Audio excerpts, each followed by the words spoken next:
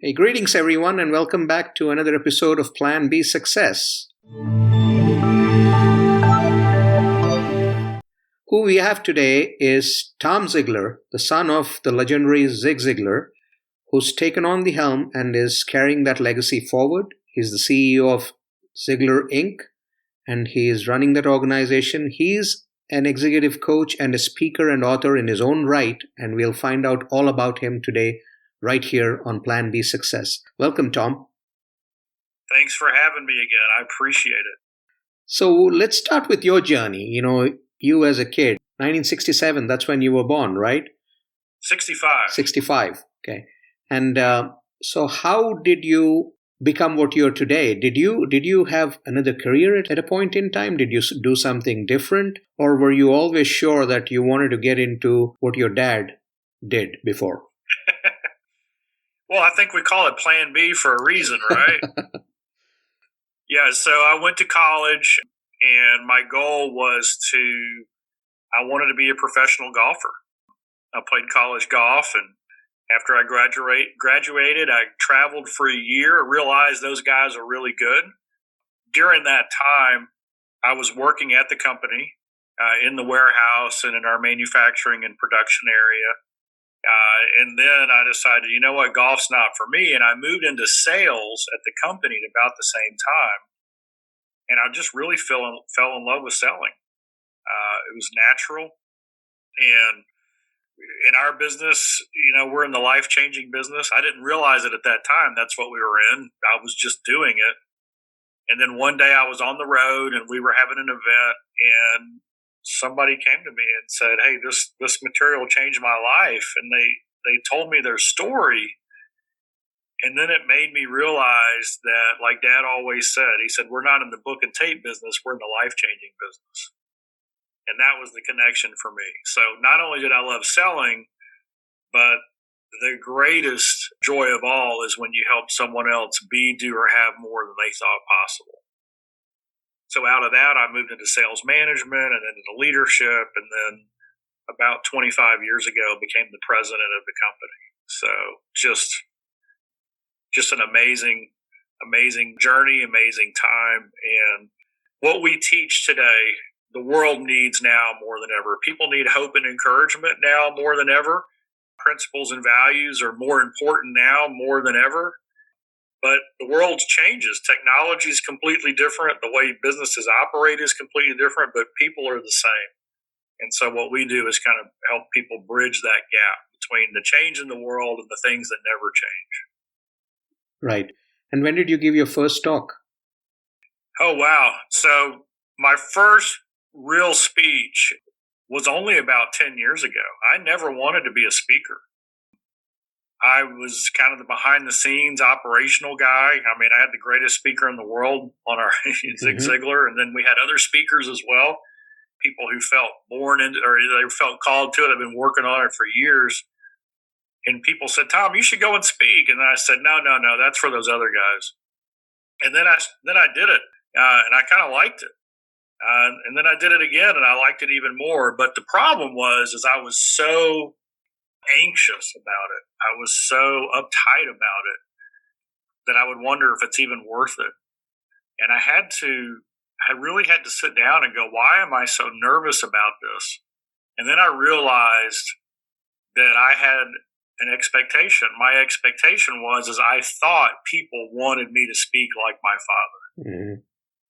And that wasn't the truth. That was a lie. Because nobody, we have to be transparent. We have to be our authentic selves. And so I'm not wired the same way as Dad was. I'm not the Energizer Bunny with, the motivation and all the things that made it work for Dad. I'm kind of more the nerd, the thinker. And so when I realized that what people expected was for me to have the same principles and values, but have my own style, then that's what made what I did a whole lot easier, a whole lot better. And so, Dad had never said, hey, I want you to be a speaker. I want you to run the company, or I want you to go into sales. He had never put that kind of pressure on any of our family, myself or my sisters. But what he did say is, whatever you do it with 100% character and 100% integrity.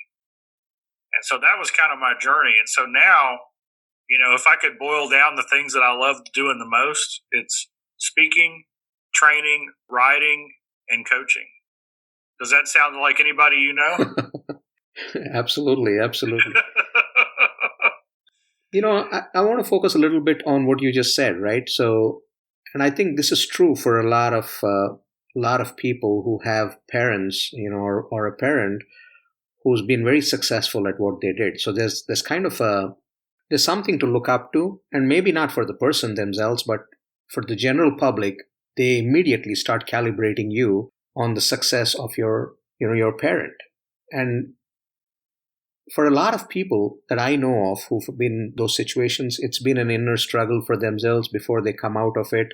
And then they realize who they truly are and what they want to do, and then they come to terms with it. How was it for you, especially in your younger years as you were forming who you, or discovering who you truly were? I think one of the things I'll recognize is I'm incredibly blessed. There wasn't a pressure for me to be something certain. It wasn't, hey, you should be a doctor, or you should be a speaker, or you should be a salesperson. The focus was on two things: character qualities and work ethic. And so it was kind of like, son, what is it that you want to do? Well, when you do whatever it is you want to do, you need to do it with character and integrity and discipline and, kindness and love and appreciation. And then as you do it, you need to have an incredible work ethic. You need to go at it 100%, always striving for the best that you can be. Dad has a quote, and it says, "The success is the maximum utilization of the abilities that God gave you." And I think a lot of times parents, probably well-meaning, will say, hey, you should do this. And sometimes they're right and sometimes they're wrong, right? Because they're telling you to maximize abilities that may or may not be a strength. And then other people I know, let's say you're gifted in math and somebody says, oh, you should be an accountant or a CFO or something like that. But that's not the maximization of your abilities, because there's other things that you can use that skill or that thing in that isn't on the accounting side. And so it's kind of that dance of, okay, where are my gifts and talents? What is my passion? What is it that I really want to do? And then, what are the obstacles in my life that I've had to overcome that give me credibility in a certain area? Because I would much rather work with a business leader who just shakes their head going, man, I can't believe I screwed that up, and they take ownership of it. And then you say, well, what did you learn from it? And then they tell you what they learned. That's the guy I want fighting on my side. Mm-hmm. It's not the individual, him or her, who is, never made a mistake, never admits to a mistake, because we all do it. Our greatest lessons, it seems to be that we learn our greatest lessons from the things that didn't turn out like we hoped they would. So, for creating the future that you want, those are the three things that I look at: is what's the thing that makes your heart sing? Where are your natural gifts and talents? And what's the biggest challenge you've overcome? When those three things kind of intersect, that's a great place to look. The other thing is, what is your why?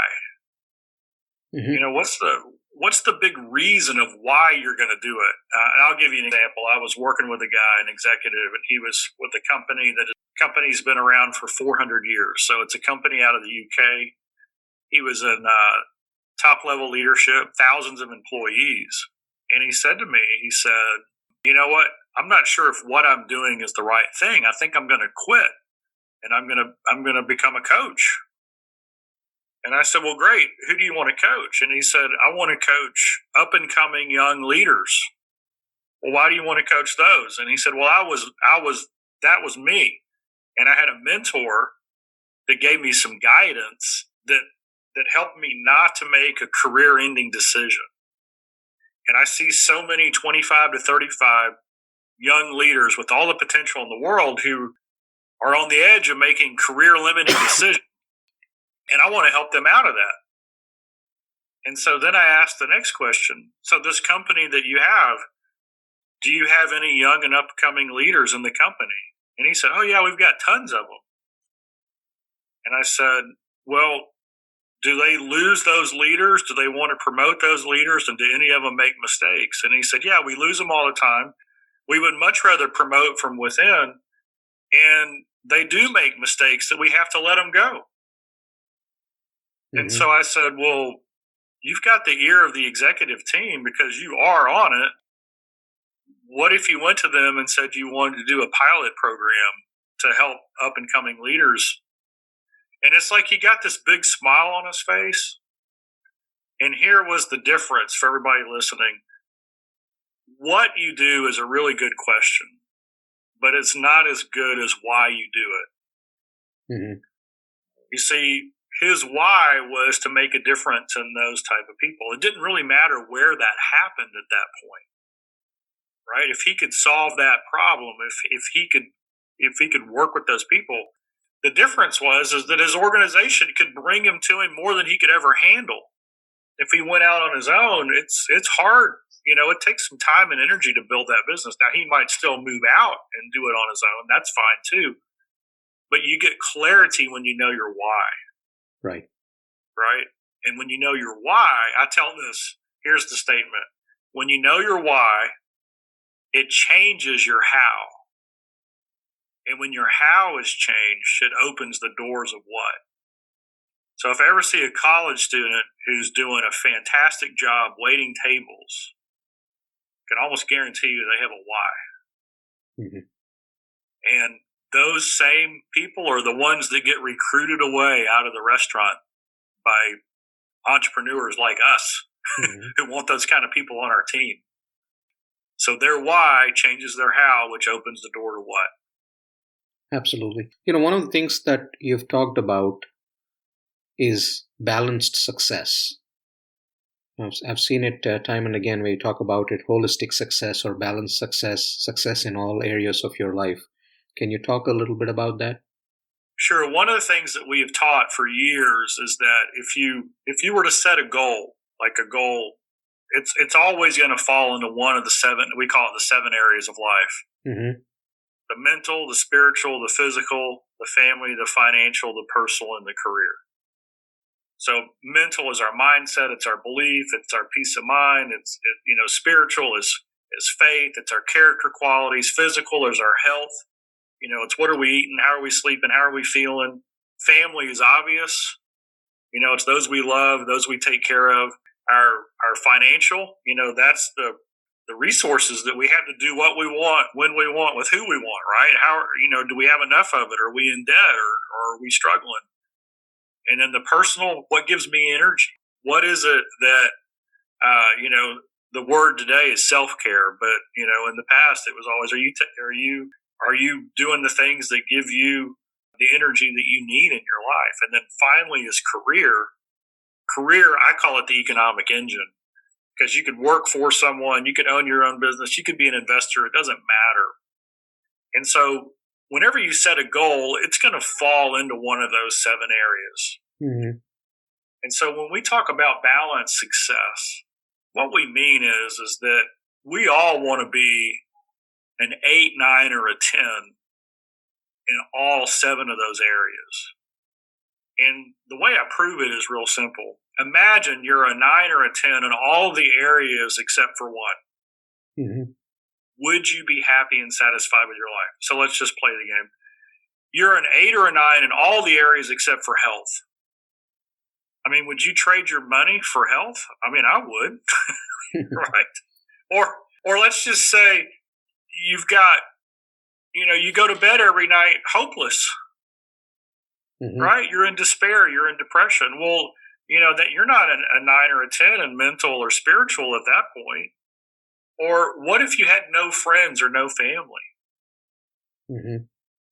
And so all of us want to be winning in all those areas. And what's funny is there used to be a radio ad in Dallas, and it was a divorce attorney. It was actually a family attorney who specialized in helping men get joint custody with their kids. And the ad went like this. how many of you are in this boat? You've spent the first 20 years of your career earning the money, climbing the ladder, and in the process, you've lost your family and your health. And now you realize that no amount of money will buy it back. And that's where too many people end up. Right. And so at Ziglar, we say you should have it all. And it has to be intentional. It has to be about design. And that's really what the book Choose to Win was all about. It's the choices we can make to have balanced success. And you can transform your life one simple choice at a time. Absolutely. So when did you actually get into writing? So, you said you're familiar with the blog that I used to write. And Right. I did that for 2 or 3 years. Then I do a lot of our newsletter marketing and stuff like that. But I started writing the book about 5 years ago. Mm-hmm. And it actually just came out this year in March. And so I've always enjoyed writing, and I do, I used to be pretty active on social media as well, but, just to be perfectly blunt and transparent, I backed off of my social media posts just because it's so tense out there, and so if I don't have something positive and uplifting to say to everybody, I'm just not going to say it. I don't even voice opinions much anymore. So I've always been enamored with it, writing, but really this book is the first intensive time that I really just kind of honed it. So you've been, kind of spearheading Ziglar Inc. right now. So what's going on with the company? What's coming up in the future? How's it shaping up to be? Yeah, it's November of 2019. Mm-hmm. And so I love the year 2020, right? Because everybody's like, 2020, it's the year of vision.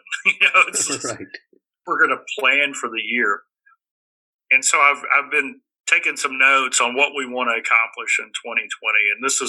And whether you own a business or you are your business and you're doing it on a personal side, you should do this. And this is the great time of year to decide in advance what's next year going to look like. And so just to give everybody a little bit of background, so here's my personal mission statement. My personal mission statement is to create the atmosphere that allows you to become the person God created you to become. And when you think of the word atmosphere, just think of it's more than environment, it's more than culture. It's just whenever I'm around people, I want them to feel uplifted, equipped, safe, and in a sense that they can ask questions and that they feel an urging to grow, right? So that's my personal mission. And so I've been working on the mission of the company, and we have several areas. We work with business owners, helping them systemize. We do certification where we train and teach people to go out and carry the Ziglar programs on. And so kind of like a phrase I'm working on now is at Ziglar, what we do is we equip and support coaches, business owners, trainers, and speakers so that they can go out and change the world. That's what we do. So if you come to Ziglar.com and you see our products, it could be on a personal development level. There's programs that we have, but that's really what we do is we equip and support you to become the person that God created you to become so you can change the world. About 4 or 5 years ago, I think you worked on the documentary on Zig Ziglar, right? You interviewed a lot of other people that were influenced by him and all. How did that go? That was amazing. Andy Costa, who is an award-winning, Emmy-winning producer, he put that film together, and I think he ended up interviewing over 50 people. Mm-hmm. Some names you've heard of, like Dave Ramsey or Lou Holtz, and a lot of names, unless you're in that industry, you wouldn't know them, moms and dads, kids, people from different generations. And it was just amazing to see the common thread of, people have a basic question. Do I have what it takes? Am I enough? Can I be successful? And then a voice of encouragement and hope enters in, and then they try something new and they get a new result. And it gives them even more hope. And then before you know it, their life is turned around simply because, and this is a very simplistic, they learned how to do it the wrong way. They were given bad directions, not intentionally by those around them, but that's what happened. And so now they're given the right directions. And because somebody they trust is showing them the way, they take the directions. And they actually do the work. I mean, people would come to Dad and they would say, "Hey, thank you for changing my life." And he would say, "Oh, I appreciate the compliment, but all I did was pointed you in the right direction. You're the one who changed your life."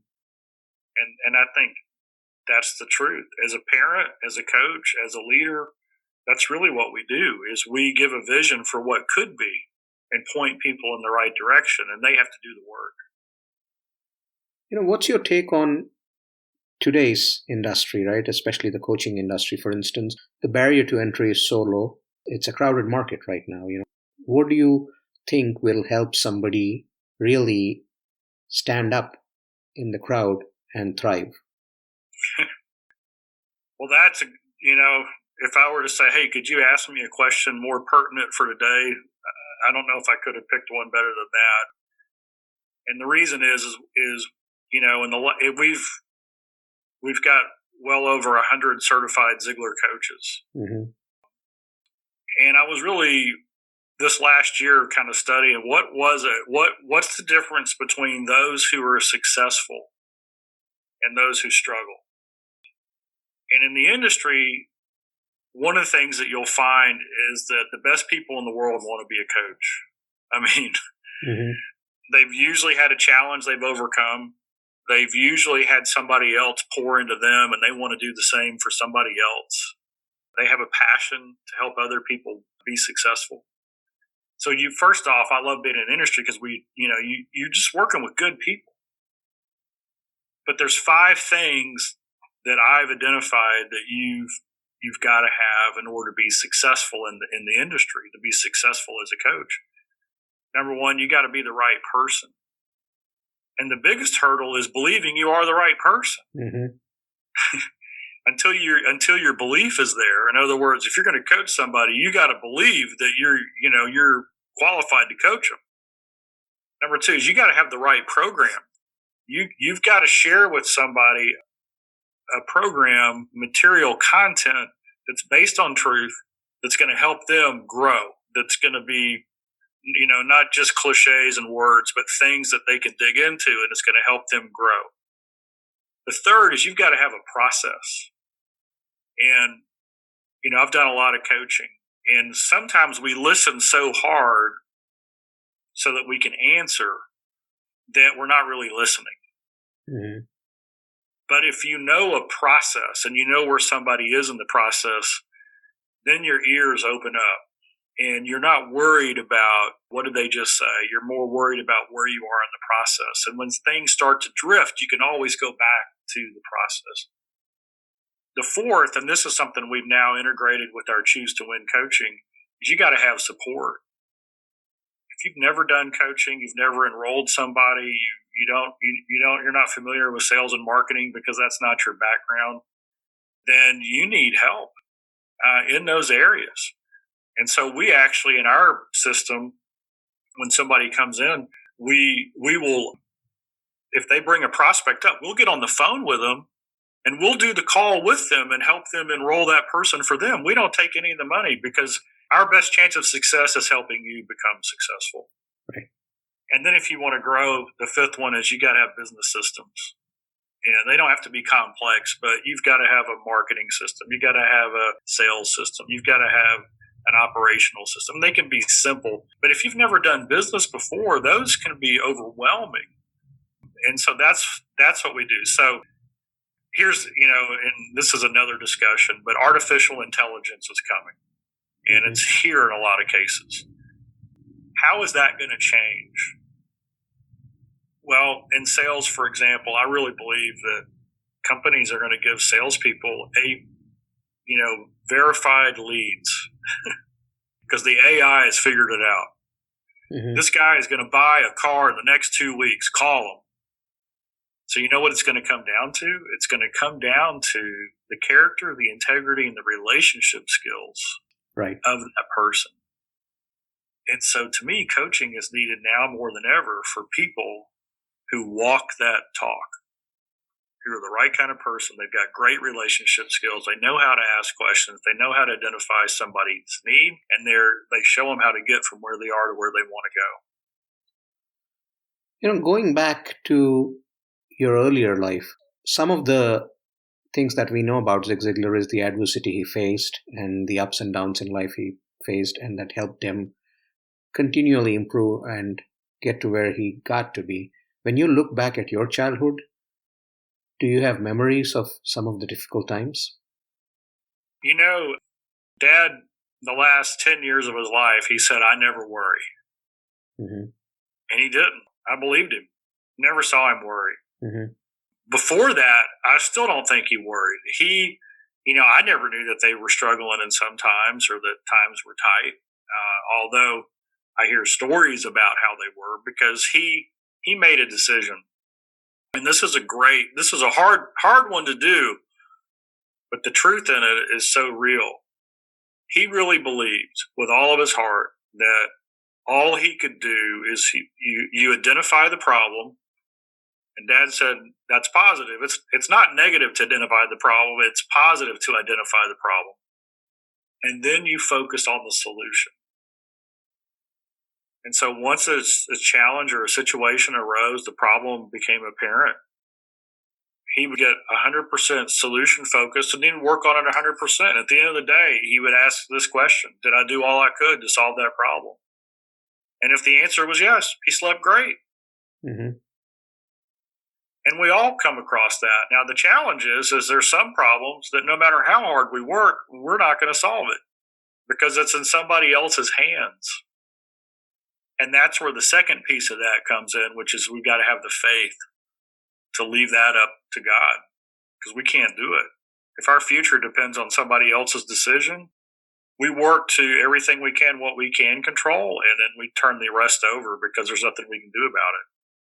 Right. Has your dad listened to any of your talks? Did he ever give you any pointers? I think maybe he only heard me do one or two real talks. Mm-hmm. Because I started speaking about the time that 10 years ago. I only did a few talks the first couple of years. So we did do some things together. I interviewed him several times on stage. So I don't know if that counts as a talk, but he heard me then. The good news is he hears me 100% now. So. Yeah. What about the grandkids? What are they shaping up to be? Is there an influence of all that's been going on in the family on them? There is. My daughter, who just turned 25, she works at the company as well. So she does our social media, our marketing, and a lot of the main programs that we have. She's the main support. Two other nieces are married and have families and doing very well. My oldest sister, Cindy, didn't have any kids. So not a lot of grandkids, but they're doing well. Awesome. Are you also doing anything in terms of partnerships across the globe? Or are you pretty much focused on what you have on the plate right now? We have a few partnerships. We have one with Howard Partridge and Phenomenal Products. And, what they do and what we do with that partnership, that's where we work on business systems for small business owners. So that's a great example. We have other partners that we do different things with. And that's kind of our model. I mean, I look at all of our certified trainers. They're independent contractors, but they're also partners. So, our goal is to help them become successful. And, I keep hearing about the vault, in terms of all the precious stuff that you've collected over the years in terms of, Zig Ziglar stuff or your own stuff. Can we truly believe that everything's been captured, or are there things still out there that could make it into the vault? Let me just talk about the physical reality of the vault. We have one vault where we've got probably 1,000 different recordings, video, different like beta, half inch, 1 inch from the 70s, the 80s that have not been digitized yet. Mm-hmm. Probably a couple hundred hours of courses that were done for private organizations that we haven't digitized yet. So there'll be when we do that, when we get to that point, there'll be some gems in there, but a lot of it, if you listen to How to Stay Motivated, which is our best-selling audio program of all time, over 21 hours of dad, there were predecessors to that, and we'll have people call us up and they'll say, "Hey, I got the 8 cassette tape version of How to Stay Motivated in 1977," and we're like, "Yeah, that was great, but it's not as good as the one we recorded in 1994." Yeah, but I like the original. So when you go back in time, you get a little bit different version, but a lot of the same stories are there. So there'll be more coming out. And for some people, it'll be the best thing they've ever heard. And for other people, it'll be like, oh, so that's how that story got started. So, what's your take on the latest generation, right? Millennials and after, and how are you looking at, or what are you doing in terms of reaching out to that population and appealing with the age-old message in terms of the newer generation? Well, here's the thing. The millennials, as a group, have a different value set than Gen Z. Right. And I think it's awesome that they named Gen Z after us, Generation Ziglar, because they grew up in a different time. And then guess what? The next round that comes through, they're going to have a little bit different view on the world as well. And the thing that rings true is whatever generation it is, it's what really matters. And so millennials are much more relationship focused. They value their free time and freedom. And so the reality is, well, how do you create that in your life? What have you got to do in order to make that happen? And why are you doing that? Well, it's really the same questions, no matter what generation you're in. It's just that their role models, they look up and they go, somebody had to inform me, the okay boomer. I guess that's a term that's big now. And it's millennials making fun of baby boomers. They're saying, hey, that didn't work out for you, now did it? And so the reality is there has to be a way of saying, hey, here's the truth. Here's, we're always truthful. We're always honest. We build trust. There was a Harvard study where it's called the 75-year Harvard Grant Study, where they followed the sophomore class of Harvard for 75 years and the Boston, and they took a group of kids from the Boston tenement housing projects, and they interviewed them and did studies and tests on them every single year for 75 years. And at the 75th year, they asked those that were still alive, because they're all in their 90s now, are you happy and satisfied with your life? Mm-hmm. And the ones that said yes, they went back into the data 25 years and they said, what were they doing 25 years earlier that made them happy and satisfied in their life today? And they all had the same goal, the same focus, and that was relationships. So this is what we know. In order to have a successful life, to have balanced success in all 7 of those areas, one foundational thing is we got to have great relationships. Absolutely. Great relationships can only occur when there's trust. And trust is a byproduct of integrity. And so when a millennial says, what about me? I say, what do you want? Mm-hmm. And they say, this is what I want. And I go, great. Tell me how you can get that without integrity. So that's where we're all the same.